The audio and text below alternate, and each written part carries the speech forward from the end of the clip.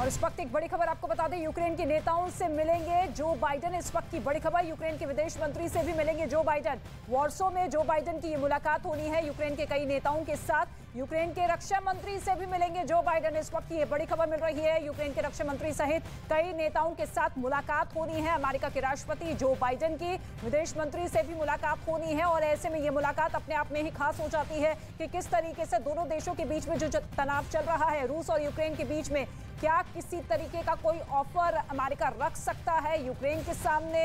Ukraine के नेताओं के साथ मंथन करने के बाद क्या कोई बीच का रास्ता निकल सकता है। इससे पहले भी आपने देखा था कि किस तरीके से ब्रसेल्स में अमेरिका के राष्ट्रपति जो बाइडेन नाटो देशों की बैठक लेते हुए नजर आए थे। G7 की बैठक में भी शामिल हुए थे और इसके साथ ही यूरोपियन यूनियन की बैठक में भी उन्होंने शिरकत की थी। और ऐसे में अब ये बड़ी जानकारी, यूक्रेन के विदेश मंत्री से मुलाकात करेंगे, रक्षा मंत्री से मुलाकात करेंगे और यूक्रेन के कई दिग्गज नेताओं से भी मुलाकात होनी है। जो बाइडेन की वॉर्सो में ये मुलाकात होनी है। दोनों देशों के बीच में युद्ध शुरू हुए 1 महीने का वक्त बीत चुका है, लेकिन अभी तक किसी तरीके का कोई शांति का प्रस्ताव नहीं। और ब्रिटिश एयरफोर्स के पूर्व प्रमुख एडवर्ड स्ट्रिंगर के एक बयान से दुनिया में खलबली मची हुई है। एडवर्ड स्ट्रिंगर ने एक बयान जारी कर यह कहा है कि रूस और पश्चिमी देशों के बीच परमाणु युद्ध सिर्फ एक कदम दूर है।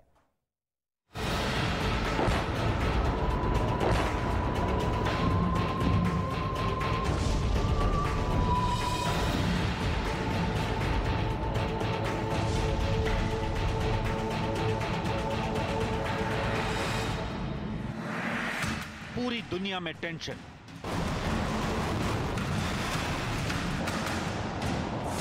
क्या पुतिन चलाएंगे एटम बम? पुतिन के पास अब एक ही अचूक हथियार बचा है, एटम बम।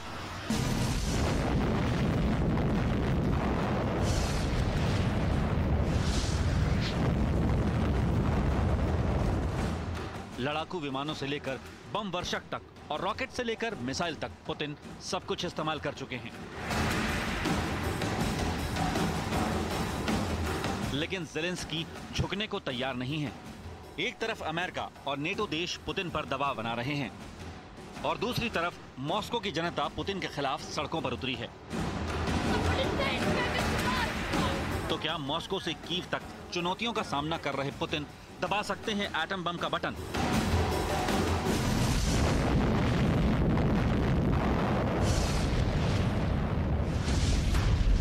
दुनिया की सबसे बड़ी खबर इस वक्त यही है। दुनिया के बड़े बड़े अखबारों में लेख लिखे जा रहे हैं। क्या पुतिन एटम बम का इस्तेमाल कर सकते हैं? अगर परमाणु युद्ध हो गया तो क्या होगा?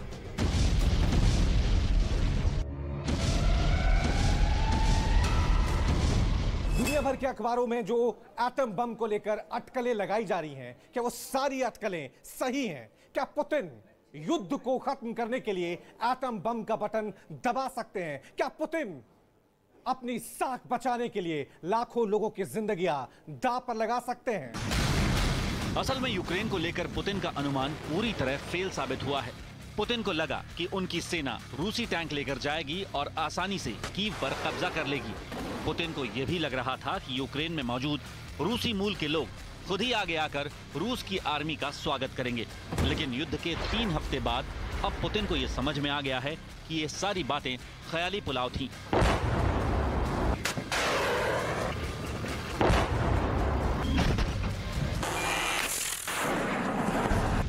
रूस के पास जल, थल, नभ से किसी भी देश पर मिसाइल हमला कर पाने की परमाणु क्षमता है। रूस समंदर के अंदर छुपकर अपनी पनडुब्बी से परमाणु हमला कर सकता है। रूस अपने Tu-1 सिस्टी बम वर्षक से आसमान से परमाणु हमला कर पाने में सक्षम है। इसके अलावा रूस के पास परमाणु हमला करने में सक्षम अत्याधुनिक स्तर के बैलिस्टिक मिसाइल मौजूद हैं।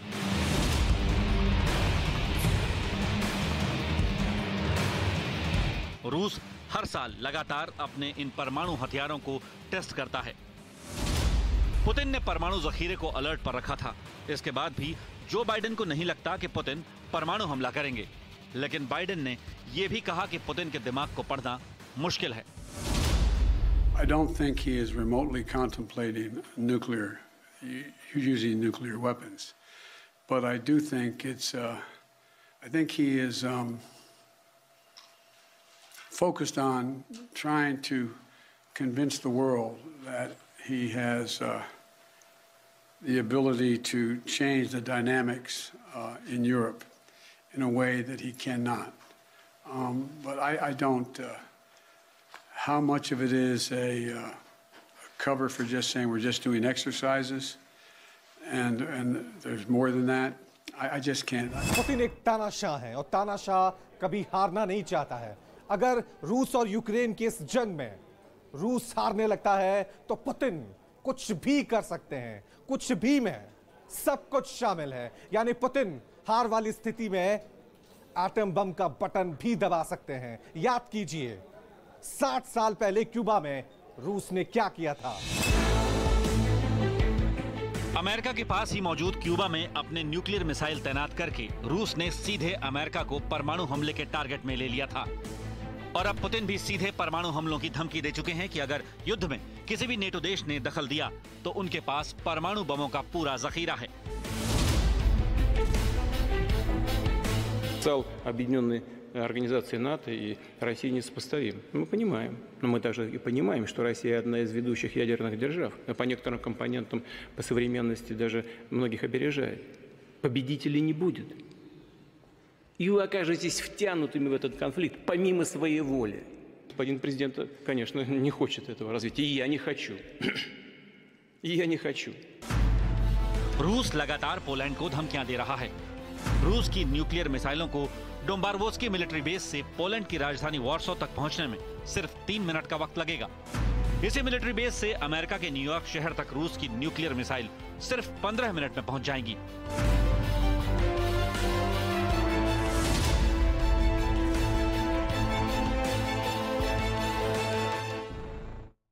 और रूस और यूक्रेन में जारी युद्ध में परमाणु हमले की आशंका से दुनिया खौफ में है, क्योंकि रूस के पास इतने खतरनाक परमाणु हथियार हैं जिससे वो दुनिया के किसी भी शहर को 1 मिनट से भी कम समय में टारगेट कर सकता है। अगर रूस अपना मीडियम पावर यानी 100 किलोटन ताकत वाला परमाणु बम यूक्रेन की राजधानी कीव पर गिरा दे तो आग के चलते 1 किलोमीटर तक सब कुछ जलकर खाक हो जाएगा। एयर ब्लास्ट 1 के बाद 3.5 किलोमीटर तक झटके महसूस होंगे। 10 किलोमीटर तक रेडिएशन फैल जाएगा जो न सिर्फ जानलेवा होगा बल्कि पीढ़ियों को बीमार करेगा। 5 लाख से ज्यादा लोग मारे जाएंगे। एयर ब्लास्ट 2 में 14 किलोमीटर तक इमारतें ध्वस्त हो जाएंगी। 48 किलोमीटर तक थर्मल रेडिएशन का असर होगा। 15 से 27 लाख लोग रेडिएशन की चपेट में आएंगे। एयर ब्लास्ट 3 के बाद 94 किलोमीटर तक खिड़कियों के शीशे टूट सकते हैं। 100 किलोमीटर के दायरे तक तबाही मचेगी। देखिए, जो 1945 में जो एटम बॉम्ब गिराए थे हिरोशिमा और नागासाकी में, वो 20 kT थे।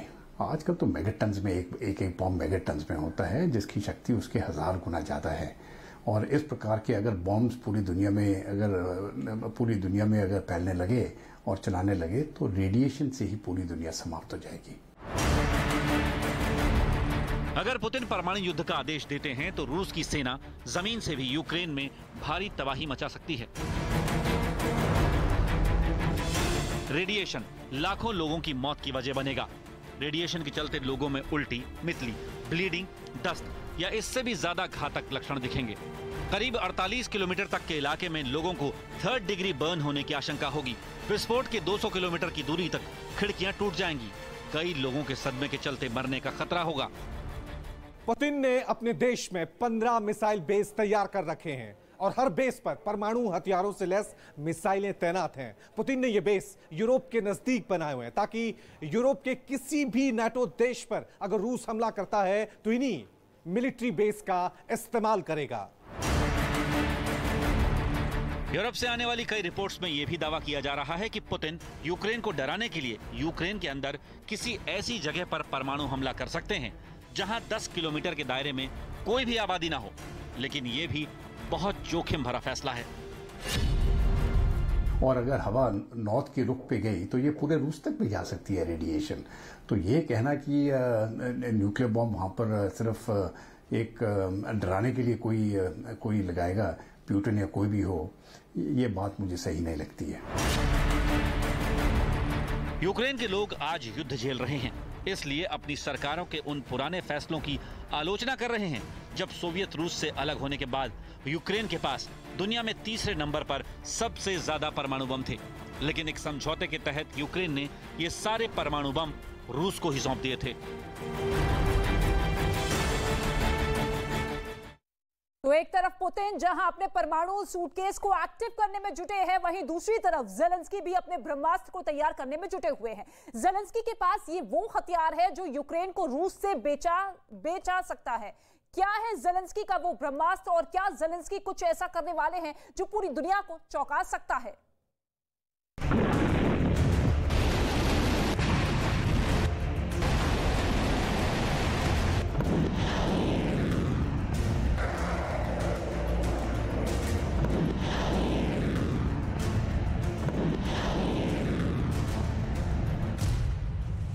यूक्रेन बर्बाद हो रहा है।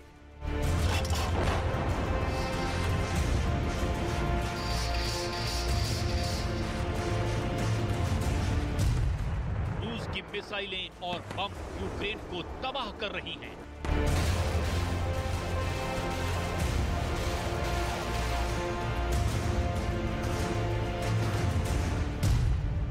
यूक्रेन की इमारतें जल रही हैं।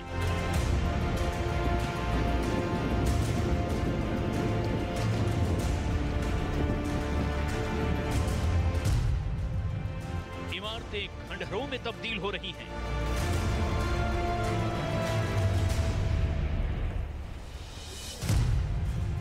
जान बचाने के लिए यूक्रेन के लोग भाग रहे हैं।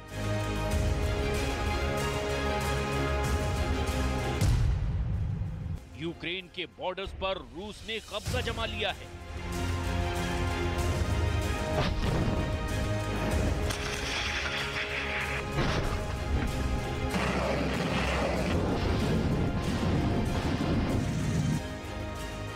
क्या अब भी ज़ेलेंस्की के पास यूक्रेन को बचाने का कोई प्लान है?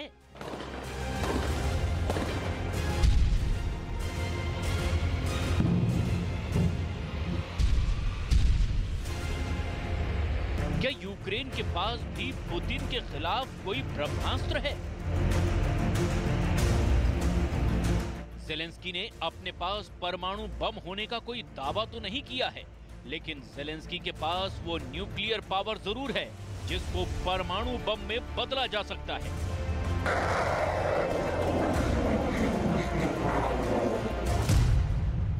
(1990) से पहले यूक्रेन में 8 परमाणु संयंत्र थे। South Ukraine, Rivne, Khmelnytskyi, Chernobyl, Zaporizhzhia, Odesa, चीहेर्न और खार्किव। मौजूदा स्थिति यह है कि अब सिर्फ 4 परमाणु संयंत्र साउथ यूक्रेन, रिविन, मेलनाइत्स्की और ज़ापोरिज़िया ही सक्रिय हैं। चेर्नोबिल और ज़ापोरिज़िया पर तो पहले ही रूस का कब्जा हो चुका है। ज़ापोरिज़िया में रूसी कब्जे से पहले ही आनन फानन में यूक्रेन के अधिकारियों ने कई सीक्रेट पेपर्स जला दिए थे। रूस की तरफ से तब भी दावा किया गया था कि इन सीक्रेट पेपर्स में कुछ कागजात एटम बम के निर्माण से जुड़े हुए भी हो सकते हैं। रूस के विदेश मंत्री ने भी ज़ेलेंस्की पर यह आरोप लगाए थे कि वो परमाणु बम हासिल करने की कोशिश कर रहे हैं। Western countries must not build military facilities in the territory of the former Soviet Union states that are not part of the alliance and do not use their infrastructure for any military action. Ukraine still has Soviet technologies and the means of delivering such weapons. We cannot fail to respond to this real danger. Russia is a responsible member of the international community, committed to its obligations of mass destruction weapons non-proliferation. Undertake all necessary steps to prevent the appearance of nuclear weapons and related technologies.